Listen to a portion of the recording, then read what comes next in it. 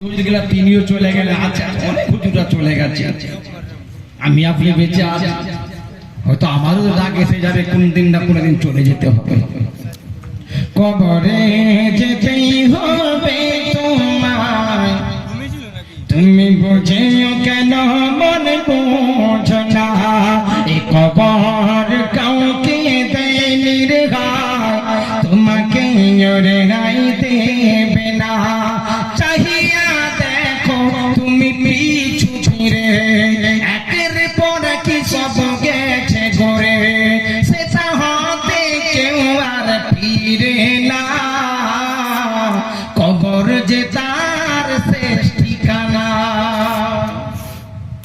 দাদু চলে গেল, দাদি চলে গেল, নানা চলে গেল, নানি চলে গেল, কারো বিবি চলে গেল, কারো ছেলে মেয়ে চলে গেল, বাপ মা চলে গেল। কেউ ভাই এসেছে নাকি ফিরে? এ বাবাজি কেউ ফিরে এসেছে? কেউ ফিরে আসে। চাহিয়া দেখো তুমি পিছু ফিরে, একের পর কি সব গেছে ঘরে, সেটা হতে কেউ আর ফিরে না। কবর যে তার শেষ ঠিকানা।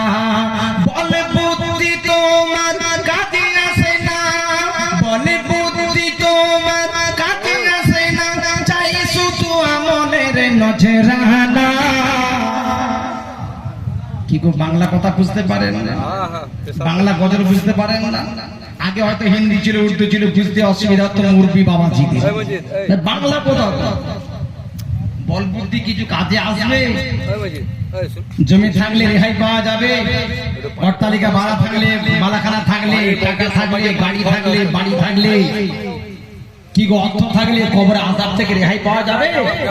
রেহাই পেতে গেলে কি করতে হবে? আমল।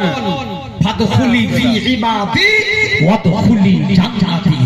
তোমার আমার ইবাদতটা যদি ভালো হয়, ইবাদতের বিনিময়ে আল্লাহ দয়ার জান্নাত নসিব করে দেবে। জোরে বলুন না সুবহানাল্লাহ। বলে বুদ্ধি তোমার কাজে আসে না, চাই শুধু আমলের নজরানা।